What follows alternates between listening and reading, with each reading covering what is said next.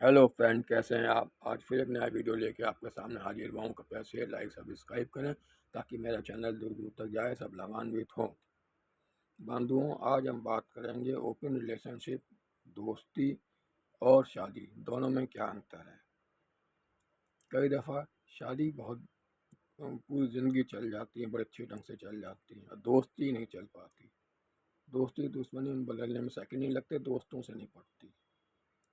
कई दफ़ा इसका उल्टा भी होता है। अब दोस्ती में रह रहे हैं, रिलेशनशिप में रह रहे हैं तो लंबे शाम से 20 25 30 साल तक, 40 50 साल तक रह रहे हैं, और जहाँ शादी की तुरंत लड़ाई झगड़े और तलाक की नौबत आ गई, मार पिटाई की। हाल ही में भी एक किस्सा पिछले हफ्ते अखबारों में मैंने देखा था।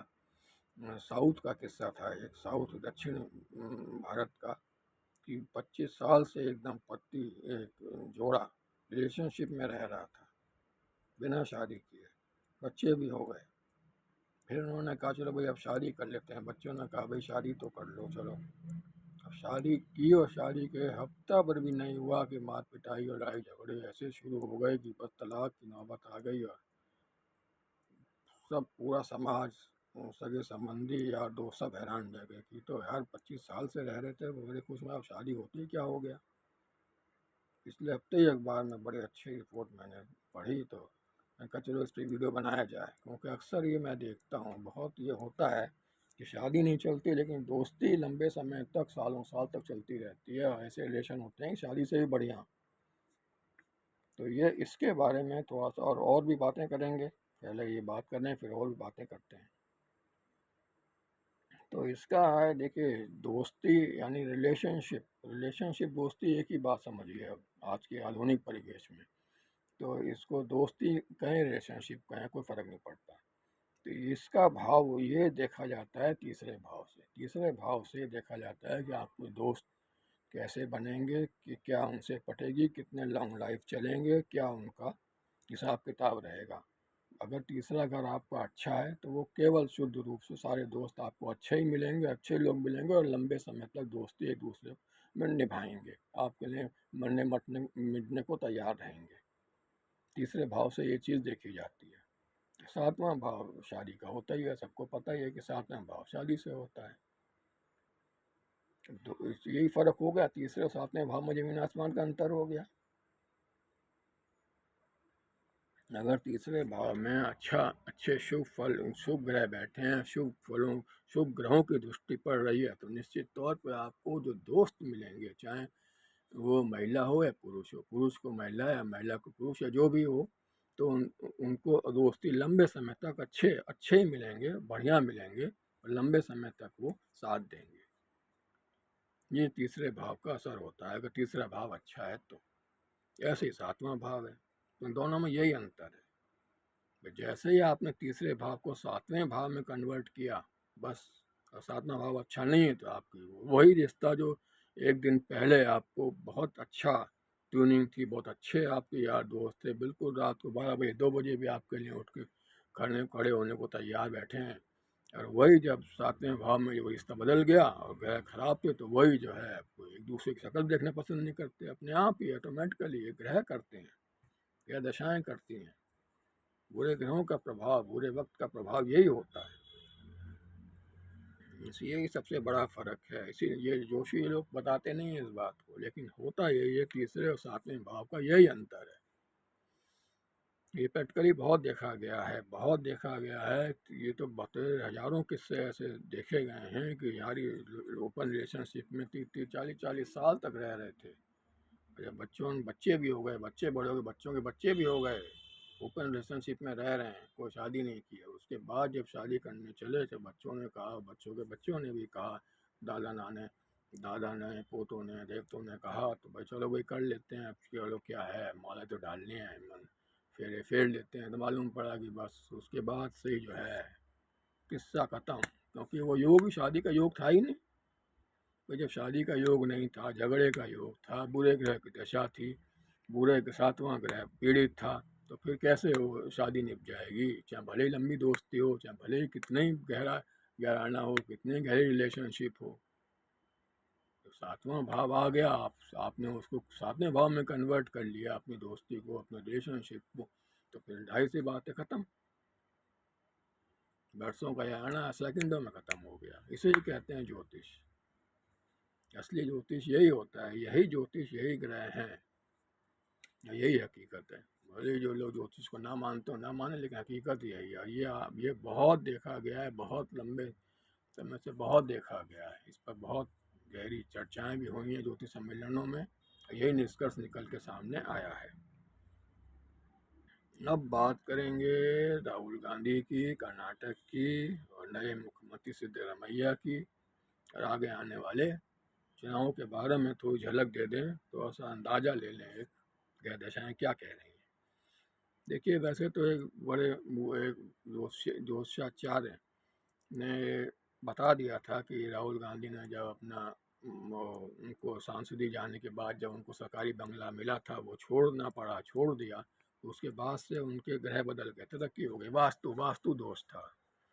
वो जहाँ पे 10 तुगलक रेंज शायद उसमें रह रहे थे, वो पूरी पट्टी दक्षिणामुखी है, तो पूरी पट्टी वास्तु दोष से पीड़ित है। और जहाँ वहाँ पर जितने भी सांसद, जितने भी लोग रह रहे हैं, सारे देखिए इस समय डाउन है। प्रकाश जावड़ेकर के साथ ही और तमाम जितने भी सांसद उस पूरी पट्टी में रह रहे हैं, 10 तुगलक रोड की तरफ में, तुगलक रोड पे, वो सारी दक्षिणामुखी है। सभी डाउन हो गए, सभी के सितारे गर्दिश में हैं, जो काम करते सफल होता नहीं है, चाहे कितने मशक्कत मेहनत कर लें। तो राहुल गांधी ने जैसे ही वो मकान छोड़ा, अपने 10 जनपद पे आ गए अपनी माता जी के साथ, वैसे ही समझ लीजिए एक वास्तु दोष, वास्तु के हिसाब से बता रहा हूँ, कुंडली के हिसाब से नहीं बता रहा, वास्तु के हिसाब से। कौन ज्योतिष महान विद्वान ने अपने चैनल पे ये कहा, उन्हीं की बात कर रहा हूँ मैं, अपने लिए अपनी तरफ से कुछ नहीं कह रहा, उन्हीं के शब्दों को दोहरा रहा हूँ। देखिए, पंडित राजकुमार शर्मा है, उन्हीं के शब्दों को मैं दोहरा रहा हूँ, मैं अपने लिए कुछ नहीं। उन्होंने अभी हफ्ते 10 दिन पहले वो बताया था अपने चैनल पे, तो उन्हीं की बात दोहरा रहा हूँ। हाँ, ये तो मैंने कॉपी की है, मैंने ओरिजिनल नहीं है इसमें। तो उन्होंने ही कहा कि वास्तु दोष भी था, वरना इतनी मेहनत मशक्कत करने के बाद भी यदि आदमी सफल नहीं हो रहा है तो इसमें कोई तो कारण तो होगा। कहने लगे वास्तु दोष था, अब वो वास्तु दोष समाप्त हो गया है।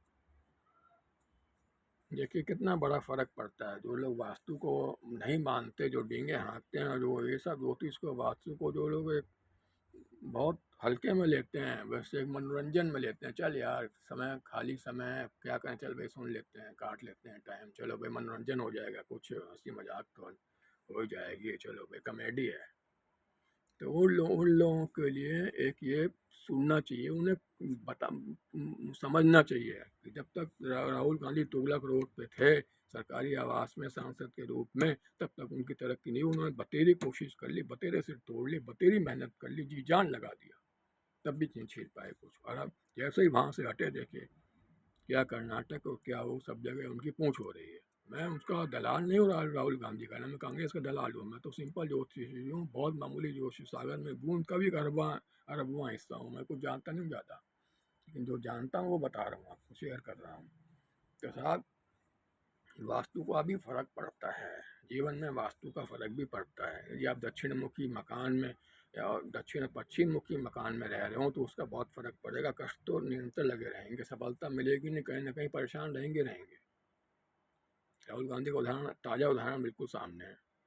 अब जब वो 10 जनपद पे अपनी माता जी के साथ गए हैं, तो देखिए अब मैं समझता हूँ कि जितने भी अब राज्यों में चुनाव होंगे, छत्तीसगढ़ हुआ चाहे राजस्थान, मध्य प्रदेश, सब में सफलता मिलने की उम्मीद लग रही है। बाकी तो जब चुनाव की घोषणा होगी तब समझ में आएगा, तारीखों के हिसाब से और चुनाव परिणाम की तारीखों के हिसाब से सब कुछ देखा जाएगा, नेताओं के हिसाब से। लेकिन फिलहाल मोटा मोटी जो है ऐसा प्रतीत हो रहा है। कर्नाटक में नए मुख्यमंत्री सिद्धरामैया ने शपथ ले ली, शपथ सिद्धि योग में ली है और स्थिर लगन, सिंह लगन में ली है।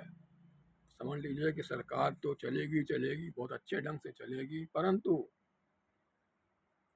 शनिवार के दिन लिया है। शनिवार, शनि शनि शनि महाराज धीरे धीरे काम करते हैं और रोड़े भी अटकाते हैं, खूब मेहनत मशक्कत कराते हैं, खूब संघर्ष कराते हैं। शनि की तो ये विशेषता है। कितना भी बड़े से बड़े अमिताभ बच्चन जैसे, शनि को देख लीजिए कहाँ तक उनको कहाँ तक पहुँचा दिया। अमिताभ बच्चन को शनि का ही रोल है उनकी ज़िंदगी में। धीरे धीरे करके कहाँ तक पहुँच गए, संघर्ष करते रहे, फिर गिरे, फिर संघर्ष किया, फिर गिरे, फिर संघर्ष किया, लेकिन आखिर मुकाम पे पहुँचे। संघर्ष और मशक्क़त के बाद से नहीं कि थाली में सजा करके प्रसिद्धि और उनके ऊपर आ गई ना। आज तक 80 साल की उम्र तक भी मेहनत कर रहे हैं, लगातार लगे हुए हैं। यही शनि का वो है, सबसे बड़ी बात है कि मेहनत मशक्क़त बहुत कराता है, कठिनाइयाँ बहुत, व्यवधान बहुत पैदा करता है, चाहे कितना ही अच्छा हो, उसके बाद सफलता देता है। तो सफलता तो इन्हें मिलेगी सिद्धरमैया को, लेकिन बहुत कड़ी मेहनत मशक्क़त, लड़ाई विवादों के बाद। सरकार 5 साल चलने की उम्मीद है, क्योंकि सिद्धि योग, अमृत योग और शुभ योग तो थे ही। 12:40 के लगभग शनिवार को उन्होंने शपथ ली है। तो और स्थिर लगन, सीन लगन में शपथ ली है। स्थिर लगन है, सीन लगन स्थिर लगन कही जाती है। और बाकी ये ज़रूर है, इतनी उम्मीद लग रही है कि 2024 के चुनाव के बाद कर्नाटक में DK शिव कुमार मुख्यमंत्री बन सकते हैं, ये एक उम्मीद लग रही है।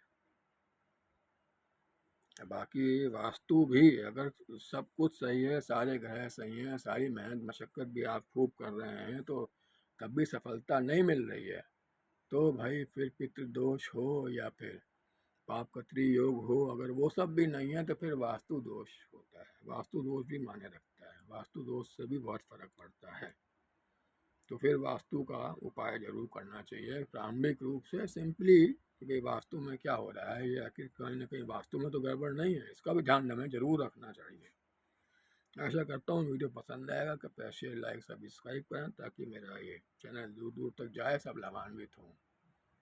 बाकी वास्तु का भी ध्यान रखें, वास्तु भी अपने आप में बहुत बड़ा विज्ञान है, इसकी महत्व को हम अस्वीकार नहीं कर सकते, इसको हल्के में नहीं ले सकते। क्योंकि कई बार देखा गया है कि बहुत मेहनत मजदूरी, बहुत मशक्क़त, बहुत ईमानदारी से, बहुत सच्चाई के पथ पे चलने के बाद भी सफलता अगर नहीं मिलती है, कोई ना कोई झंझटबाजी छाती पे लगी रहती है, सिर पर, परिवार में, घर में, जहाँ पर भी है, तो वो एक कारण वास्तु भी हो सकता है। इस बात को भी इग्नोर हम नहीं कर सकते, इस बात को हम झुठला नहीं सकते। आशा करता हूँ वीडियो पसंद आएगा, कृपया शेयर, लाइक, सब्सक्राइब करें और ज़रूर कमेंट बॉक्स में कमेंट भी दें कि भाई और क्या क्या विषय पे हम बात करें, क्या क्या विषय पर जानकारी दें। मेरा व्हाट्सअप नंबर नोट कर लें, 8755104772। जो कोई आपको कोई सलाह लेनी है, कोई मशवरा करना है, कोई गाइडेंस लेनी है, ज़रूर मुझे बताएं, मैं उचित समाधान करने का प्रयत्न करूंगा। बिना खर्चे के, शुल्क तो मैं लूँगा ही, अपने चार्ज तो लूँगा ही, लेकिन आपको उपाय जो बताऊंगा वो बिना खर्चे के होंगे, इतना वादा है। मतलब खर्चा होगा नहीं, उपाय कारगर होंगे, बस उनका समाधान मैं बता दूंगा, समाधान कारगर होगा। धन्यवाद।